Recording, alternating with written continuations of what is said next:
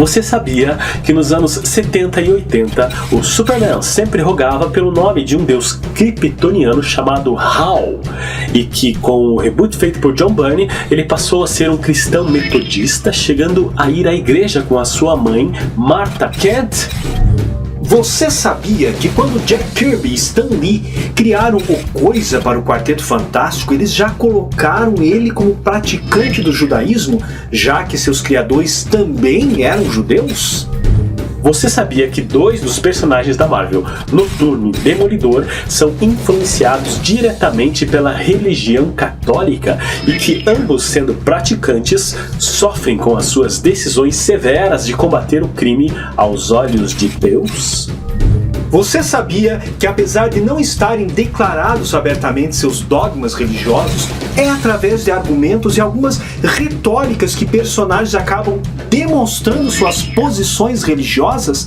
Assim, acabamos sabendo que Batman e Wolverine já lidaram com religiões budistas e que o Magneto é judeu. Está começando Conexão HQ.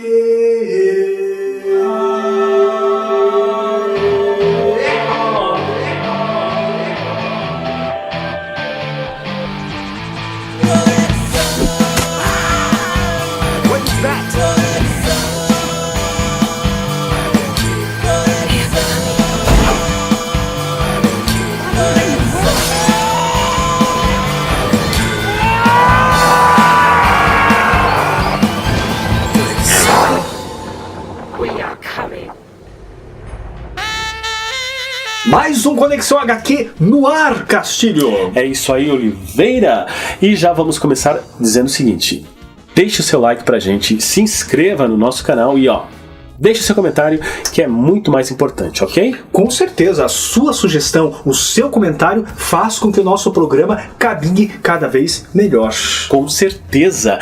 E hoje nós estamos falando de um assunto, super interessante. Com certeza, que é religião nos quadrinhos. E olha só, é incrível pensar que a religião está inerente nos quadrinhos e a gente quase nem percebe. Com certeza, está lá, impregnado em cada super-herói, impregnado em cada quadrinho. E você vai saber disso hoje, agora. Neste episódio falaremos sobre o processo religioso nos quadrinhos e o quanto os super-heróis são fundamentados dentro desse sistema. Não podemos esquecer que o deus nórdico Thor, muito cultuado ainda por noruegueses e finlandeses, por mais que seja diferente do Thor que conhecemos nos quadrinhos, ainda se mostra como um deus e sempre segmenta por esse caminho. Sem falarmos na Mulher Maravilha e seus dogmas panteístas ao adorar os vários deuses da religião grega. Por isso, podemos afirmar sim que há muitas referências de religião e quadrinhos, e vamos nos aprofundar neste assunto ainda mais. Isso mesmo, Oliveira, e podemos concordar que muitos super-heróis, como o Superman, Apollo, Shazam e a Mulher Maravilha, por exemplo, já são muito semelhantes a deuses. Imagine que temos homens e mulheres poderosos, que salvam simples mortais usando de seus poderes que são acima das habilidades de um ser humano normal. Mas mesmo esses super-heróis, estando neste patamar quase divino, não podemos esquecer que ainda assim são seres humanos, e que, de alguma forma, possuem formas de referenciar o divino, trazendo para si valores que não renegam dogmas religiosos como o altruísmo, o perdão ou então a solidariedade, não é mesmo? Sabemos que a maioria dos super-heróis são estadunidenses e por isso são colocados dentro de um sistema de dogmas locais. O próprio Superman, que nas décadas de 70 e 80 chamava por Hal nos momentos difíceis, uma espécie de deus kryptoniano, após o retcon feito por John Byrne, o personagem passou a frequentar uma igreja metodista com sua mãe, Martha Kent, instituindo de vez a religião de Clark.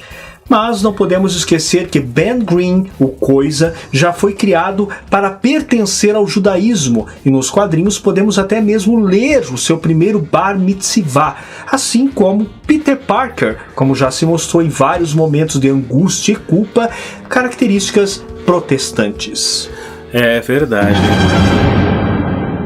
E não podemos também esquecer aqui, Oliveira, que Eric Magnus, o Magneto, também foi criado para ser um judeu e ter em sua consciência os horrores do que foi o Holocausto, para ter um claro parâmetro em sua luta para salvaguardar o orgulho mutante. Muitos personagens são declaradamente católicos, já por sua postura dentro dos quadrinhos. Podemos citar Hellboy, o Hellboy mesmo sendo filho do Demo, e o seu terço pendurado, as bizarras manifestações de piedade de Noturno e a histérica necessidade de Matt Murdock, o Demolidor, em se confessar com um padre. It's been too long since my last confession. My dad used to come to this church back when I was a kid. E como você falou, né, Oliveira, só para complementar aqui, sendo os Estados Unidos um país protestante, muitos personagens icônicos já se mostraram adeptos dessa religião. O Homem-Aranha, como você falou, Ciclope dos X-Men também, ainda a Lanterna Verde, Hal Jordan, Flash e, claro, o patriótico Capitão América. Pois é, não tão patriótico assim, já que o Capitão se mostrou declaradamente um agente da Hydra, infiltrado esse tempo todo no universo Marvel, então vamos esperar para ver aonde isso vai dar. Bem lembrado. Mas fugindo um pouco dos super-heróis e abrangendo mais o tema religião dos quadrinhos, temos que falar do quanto Persépolis de Marjane Satrapi mostrou ao mundo, pelo menos ao mundo dos quadrinhos, a terrível sina das mulheres muçulmanas diante das religiões fundamentalistas. Também temos a obra Habib, de Craig Thompson, que apesar de ser uma obra de ficção, passada em um país fictício, há uma relação interessante com as histórias das Mil e Uma Noites, assim como a passagem das suras, que são os capítulos do Alcorão, para contar a história dos gêmeos Dodola e Zam. Tratar de religião nos quadrinhos é como você tentar passar ileso por um campo minado, já que você precisa desmistificar certas opiniões dentro da obra e tentar deixar claro ao leitor mais extremista que a sua participação ali está apenas em contar uma história e não catequizar ninguém. Assim, obras interessantes saem para complementar mais o assunto religião, como Maurício de Souza ao contar a história bíblica colocando Cebolinha como Jesus Cristo e Chico Bento como o Diabo, na publicação Minha Primeira Bíblia. Maurício passou por este campo minado e saiu ileso do outro lado com certeza, assim como o mangaka Hisashi Ota quadrinizou a sua versão para a história de Buda e também se saiu bem. Mas sabemos que alguns tentaram passar por esse campo minado e pisaram fundo numa mina. Não é propriamente uma história em quadrinhos, mas uma caricatura feita de Maomé no jornal dinamarquês causou um furor entre grupos extremistas islâmicos que culminou numa tremenda crise política na Dinamarca. Conto isso para que perceba o quanto é realmente um campo minado. Mas para contornar esse problema e quadrinizar a vida e a obra de Maomé, o quadrinista Larry Gonick, em sua História do Mundo em Quadrinhos, conta como foi o nascimento da religião árabe e da expansão do mundo islâmico. Gonick consegue contar a história de Maomé representando apenas com balões de fala, deixando o profeta sempre fora dos quadrinhos, para mostrar apenas uma presença, uma boa história e uma boa maneira do Gonick. É verdade, você falando aí da Dinamarca, né? Não podemos esquecer também da França, né? Que apesar de ser um estado neutro aí, quando se fala em religião, todo mundo sabe o que aconteceu lá com o Charles Hebdo. Outro quadrinista que causou polêmica, mas saiu ileso do outro lado, foi Stan Mack, ao contar a história dos judeus sob um ponto de vista cultural muitas vezes indissociável à religião. Ele conta os primórdios dessa mitologia religiosa para contar a sua verdadeira história, para chegar a temas políticos atuais e controversos, como a questão da Palestina, por exemplo. Apesar de muito da história dos judeus ter faltado em suas páginas, esta publicação ainda é uma boa indicação para se conhecer. Uma obra interessante publicada aqui no Brasil pelas mãos do brasileiro Laudo é Yeshua, que ganhou um encadernado bonito dos 3 volumes publicados, e é o Yeshua Absoluto. Laudo Ferreira, com a arte final de Omar Vignoli, nos conta a história de Jesus Cristo de uma maneira mais humanizada, mais próxima do real. Ainda mais com os desenhos caricaturais e cartoonizados, mas não menos bonitos, que Laudo mostra a cada página. E sabe o que eu lembrei aqui, Castilho? Lembra do The Nest? O The Nest, claro. Pois é, foi uma minissérie em 4 partes publicada pela editora Abril por aqui, com roteiros de Tom Waite e desenhos de Brian Talbot, que mostrava a história de um cara porra louca que começa a ganhar poderes divinos oriundos do hinduísmo, transformando em uma bizarra personificação pronta para conquistar o mundo à sua maneira. Olha, é um ótimo quadrinho, Castilho. É verdade. E esse eu tenho na minha biblioteca. Pois é. E eu preciso até reler, hein? Pois é, clássico. Legal. Bom, o que falar então, Oliveira, do Robert Crumb? Pois é. Caramba, desenhando a sua versão bíblica do Gênesis, onde vemos um Adão maluco e uma Eva avantajada, é claro, né? Crumb, e ambos sexualmente ativos. Por mais que Crumb tenha dito em entrevistas que lapidou o seu trabalho para que parecesse a obra de um ilustrador e não de um sarrista, todos nós conhecemos o lado irônico e provocador do quadrinista. E para quem conhece, sabe que este lado, por mais oculto que possa parecer, está ali sim, desde Adão e Eva, passando pelo evento do dilúvio até a morte de José no Egito.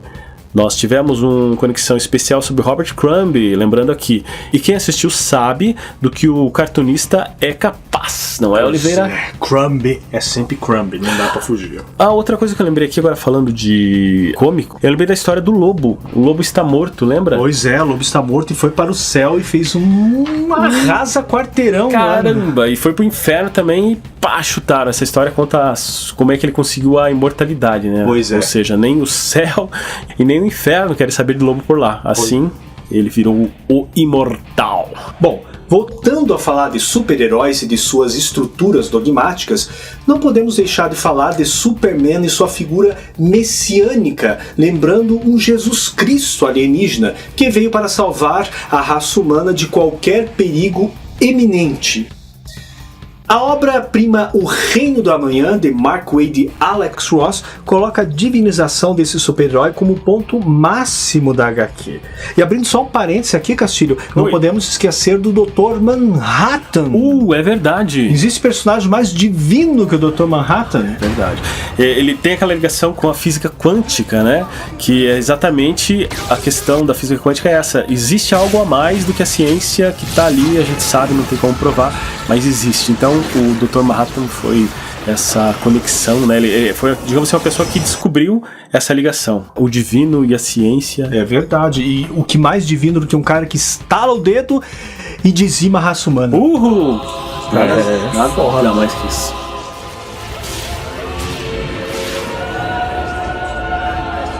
Pense bem assim, o mundo em decadência, né, a obra-prima, O Reino do Amanhã, o mundo em decadência que por mais cheio de super-heróis que esteja, ainda espera a volta de seu salvador, aquele ser poderoso que irá resgatar a humanidade de todo o mal, o Messias, né?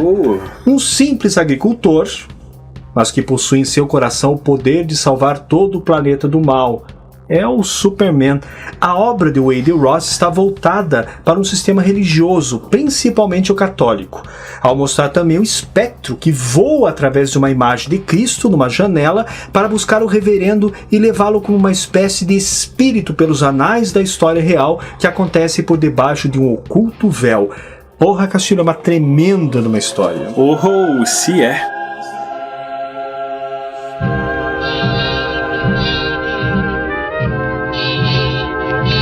Atenção, senhores. A conexão HQ vai terminar em 3 minutos.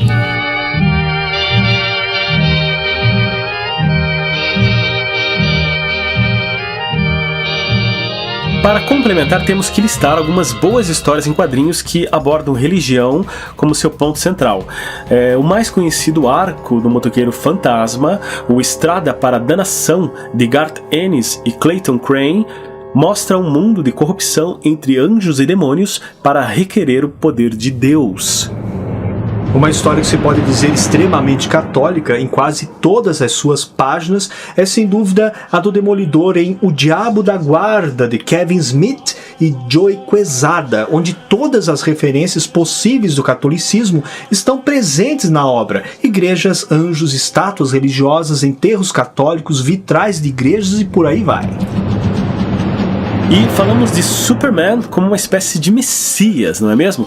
Mas na obra de Grant Morrison, Grandes Astros Superman, a representação messiânica do personagem é levado ao extremo, chegando a mostrar o Super criando seu próprio universo como um verdadeiro deus. E não podemos deixar de fora dessa lista, claro, Preacher, de Garth Ennis e Steve Dillon, onde a odisseia de Jess Custer, já bastante conhecida, na sua busca interminável para acertar as contas com Deus e provar que ele simplesmente renegou a humanidade que criou. E por falar em religião, nada melhor que dois personagens muito casuais, John Constantine e o Monstro do Pântano. Constantine é o cara do oculto que sabe que tem uma dívida tanto com Deus como com o diabo. Já Alec Holland, o Monstro do Pântano e suas reflexões existencialistas sobre a soberania das plantas no plano divino. Só como curiosidade, Oliveira, o Neil Gaiman ele foi dispensado das edições do Monstro do Pântano após o seu controverso roteiro que relacionava o monstro com Jesus Cristo. Neil! Então é isso aí, galera.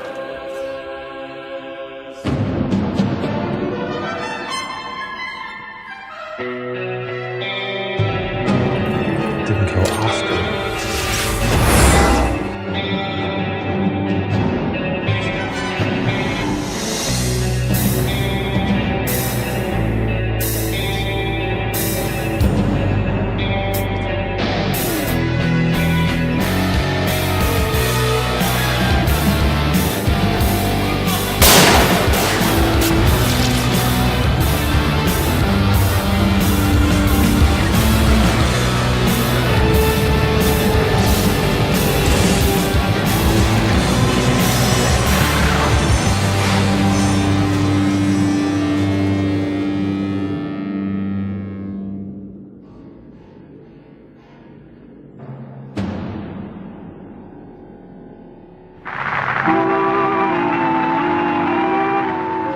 Tudo bem, já está na hora de irmos embora.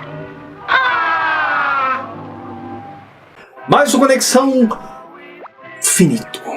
É isso aí, este terminou, mas logo a gente está com um programa novinho em folha aqui para você. Com certeza, caros usemistas, nos escrevam, por favor. Views e mais views, precisamos. E seus comentários também. Né? O CM Comics. Quanto mais quadrinho, melhor. Eu sou Marcelo de Oliveira. Eu sou Marcelo Castilho. E nos vemos no próximo vídeo. Até!